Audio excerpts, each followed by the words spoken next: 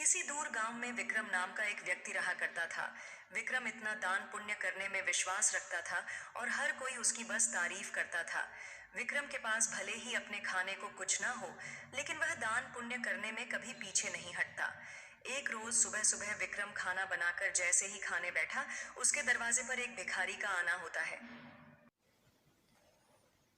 कुछ खाने को दे दो बेटा, कल से भूखा हूँ। कुछ खाया पिया नहीं है, अब तो चला भी नहीं जा रहा हूँ। अरे बाबा, अंदर आइए। आप मेरे साथ बैठ के खाना खा लीजिए। अरे इतने खाने से मेरा पेट नहीं भरने वाला, कोई बात नहीं, मैं आगे मांग कर खा लूंगा।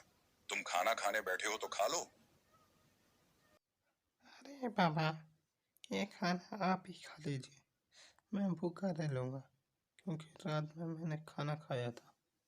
इतना कहकर विक्रम अपनी थाली उस भिखारी की तरफ बढ़ा देता है।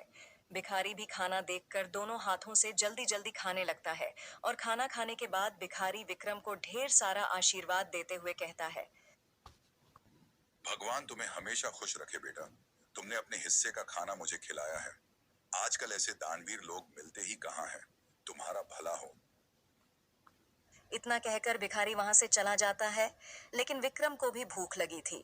अब वो रसोई में जाकर रसोई में रखे डब्बे को देखने लगता है, जिसमें अनाज का एक दाना नहीं था। चलो, कोई काम देखता हूँ, कहीं से खाने पीने का बंदोबस्त हो जाएगा। बस उस बेचारे का पेट भर गया, मुझे बहुत सुकून है। अब विक्रम घर से निकलता है, तभी उसे गांव का चमन लाल देखकर अपनी पत्नी से कहता है।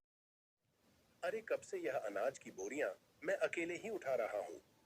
अभी विक्रम को बुलाता हूँ, तुम देखना वह कैसे मेरी मदद करेगा। उसे तो वैसे भी लोगों की मदद करने का भूत सवार है। खुद भले ही जेब में फूटी कौड़ी ना हो, लेकिन बड़ा दानवीर बनता है यह भी। अब चमन लाल विक्रम को आवाज लगाकर बुलाता है। अरे, क्या हाल चाल है चमन भाई? सब ठीक तो है ना? ये अनाज की बोरियां खेतों से ला रहे हो क्या? अरे हाँ हाँ, खेतों से अभी 10 बोरियां और लानी है, लेकिन मैं बहुत ज्यादा थक गया हूँ। तुम थोड़ा हाथ बटा देते तो मेरा काम जल्दी हो जाता। अरे क्यों नहीं, चलो चलो, मैं आपके साथ मिलकर खेतों से आपके घर तक बोरियां पहुंचा देता हूँ।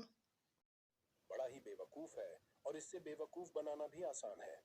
चलो इसी बहाने मेरी मदद हो जाएगी और थोड़ा आराम भी मिल जाएगा।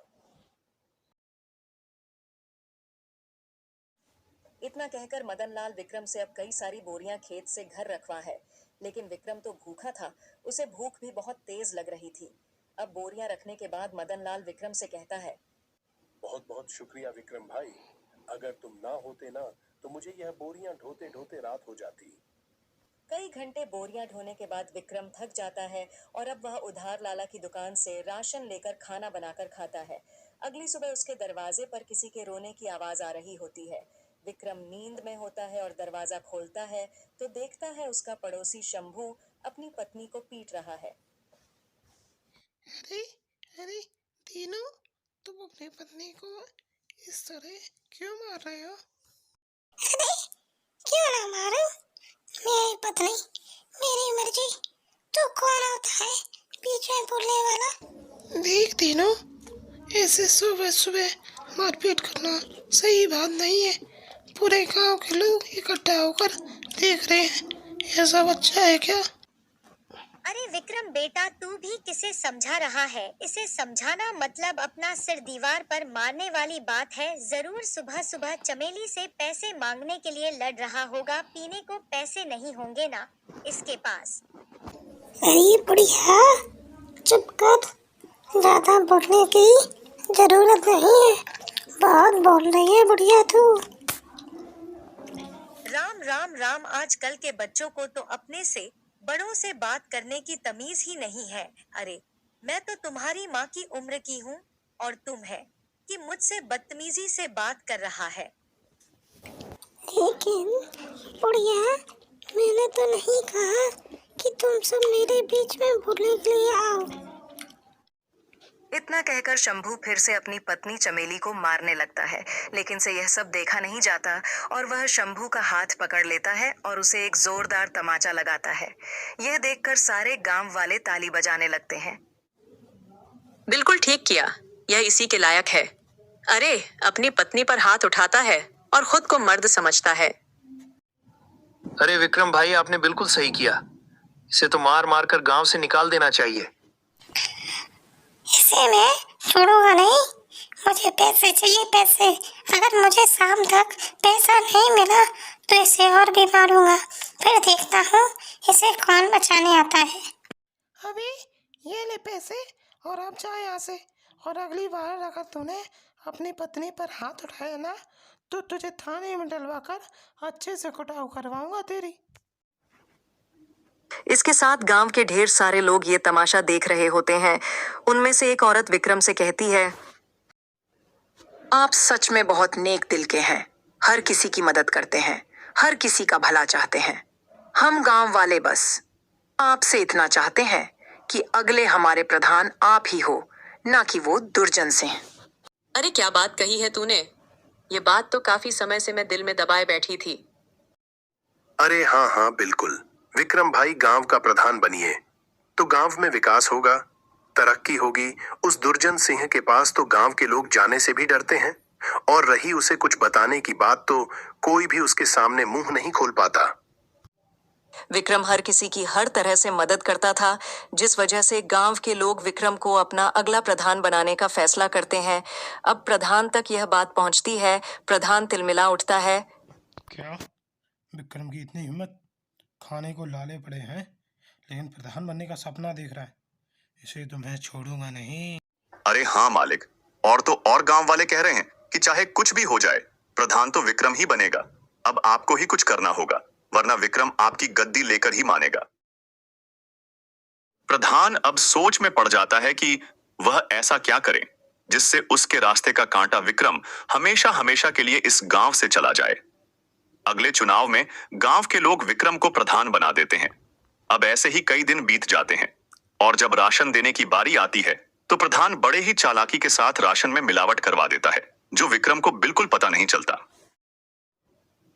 अरे बेटा, तुझे प्रधान बनता हुआ देख बहुत खुशी हो रही है। अब कम से कम राशन अच्छा तो मिलेगा और समय पर भी। अरे हाँ हाँ हाँ, सब कुछ अच्छा ही होगा। आप लोगों ने इतना विश्वास करके मुझे इस गांव का कारोबार संभालने का जिम्मा दिया है और इसे मैं अच्छे से निभा सकूं, बस यही आशीर्वाद दीजिए माता जी। गांव में राशन बांटने के बाद सभी खुश थे कि उन्हें पहली बार पूरा राशन मिला है, वरना प्रधान दुर्जन सिंह तो आधे से ज्यादा राशन काट लिया करता है। लोगों को राशन मिल चुका था, लेकिन अगले दिन पूरे गांव में शोर मच जाता है कि उनके नए प्रधान विक्रम ने मिलावटी राशन दिया है। अब गांव वाले एक जगह इकट्ठा होकर विक्रम से सवाल करते हैं। हमने तुम पर विश्वास करके तुम्हें गांव का प्रधान बनाया और तुमने हमारे साथ ही विश्वासघात किया। विक्रम बेटा, मुझे तुझसे यह उम्मीद नहीं थी। अरे राशन में मिलावट करके क्या मिला तुम्हें?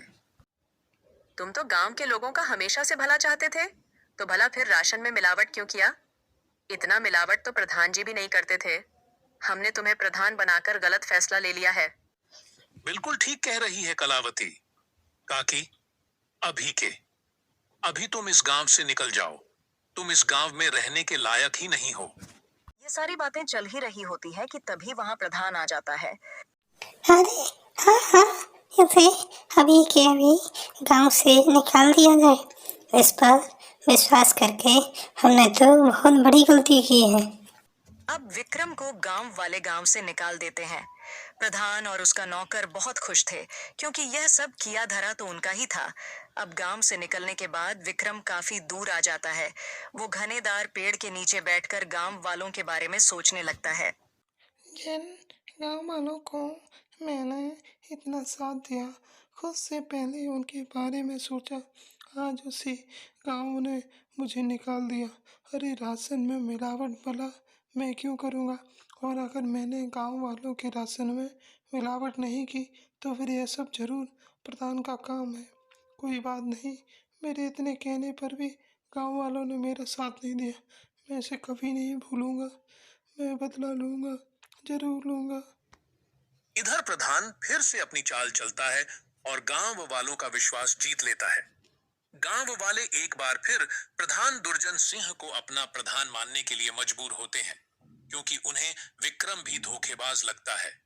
ऐसे ही धीरे धीरे महीना बीत जाता है और विक्रम का कहीं अता पता ही नहीं था। एक रोज प्रधान का नौकर जंगल के रास्ते घर आ रहा होता है।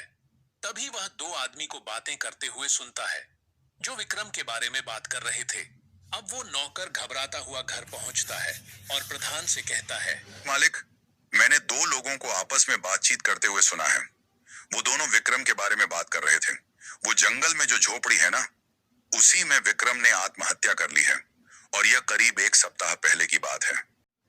इसका मतलब मेरे रास्ते का कांटा अब हमेशा हमेशा के लिए मेरे रास्ते से हट गया है। चलो, अच्छा है। और तो और मालिक, ये बात तो गांव वाले भी जानते हैं। न जाने उन तक यह बात किसने पहुंचाई। हो सकता है उन्हीं लोगों ने पहुंचाई हो जो बात कर रहे थे। अरे, गांव वाले बहुत ही मतलबी है। विक्रम ने गांव वालों का कितना साथ दिया और गांव वाले भी यही कहेंगे कि विक्रम ने शर्म के मारे आत्महत्या कर ली। गांव वालों के साथ साथ प्रधान को भी अब पूरा यकीन हो गया था कि विक्रम ने आत्महत्या कर ली है। लेकिन कुछ दिनों बाद विक्रम प्रधान के दरवाजे पर पहुंचता है। शाम का समय था, चारों तरफ अंधेरा छा रहा था। प्रधान अपने नौकर को आवाज लगाकर कहता है, अरे, सामने देख, जरा कोई खड़ा है क्या? मुझे तो ऐसा लग रहा है कि सामने विक्रम है, मतलब विक्रम का भूत। ये विक्रम का भूत देखता है। ये आपसे बदला लेने आया है। मैं तो चला यहाँ से। मुझे बड़ी जवानी में नहीं मारना। मेरे 12 बच्चे हैं और 4 बीवी हैं। बचा लीजिए मालिक, मैं तो भागता हूँ। प्रधान का नौकर इतना कहकर वहां से दुम दबाकर भाग निकलता है। विक्रम जैसे जैसे आगे बढ़ रहा था, प्रधान पसीने से तरबतर था। वहीं रुक जा। विक्रम का भूत, तुझे क्या चाहिए? मैं तुझे सब कुछ देने के लिए तैयार हूं। अपना घर, जमीन, पैसा, लेकिन मुझे मारना मत। मैं तुम्हें नहीं छोड़ूंगा। तुमने मुझे बदनाम किया है। अब तुम ही ये सच गांव वाले के साथ सामने भूलोगे, वरना मैं तुम्हें मार डालूंगा। अरे हाँ हाँ, मैं गांव वालों के सामने सच को बोलने के लिए तैयार हूँ, लेकिन मुझे मारना मत। अब प्रधान रात के समय ही गांव वालों को इकट्ठा करके सबके सामने सच को बोलता है कि उस दिन राशन में मिलावट उसने और उसके नौकर ने की थी, ना कि विक्रम ने। मुझे आप लोग भले ही भूत सोच रहे हो, लेकिन मैंने अपने आत्महत्या की खबर झूठी फैलाई थी ताकि मैं चोर को पकड़ सकूं, और चोर आप सभी के सामने है। मैंने हमेशा लोगों का भला किया, तभी तो आप लोगों ने मुझे इतने सम्मान के और प्यार के साथ दानवीर कहा। अरे हाँ हाँ भाई, मुझसे गलती हो गई, मुझे माफ कर दो। मैं तुम्हारे आगे हाथ जोड़ता हूँ। अब उसी वक्त गांव वाले प्रधान को गांव से निकालकर प्रधान की जगह विक्रम को गांव का प्रधान बनाते हैं और विक्रम से माफी मांगते हैं कि वह प्रधान की बातों में आ गए थे और उन्होंने बिना सोचे समझे उसे गांव से निकाल दिया था। कुछ दिनों के अंदर विक्रम ने पूरे गांव में विकास कर दिया। चारों तरह साफ सफाई का माहौल हो जाता है। सभी गांव वाले विक्रम से बहुत खुश रहते हैं।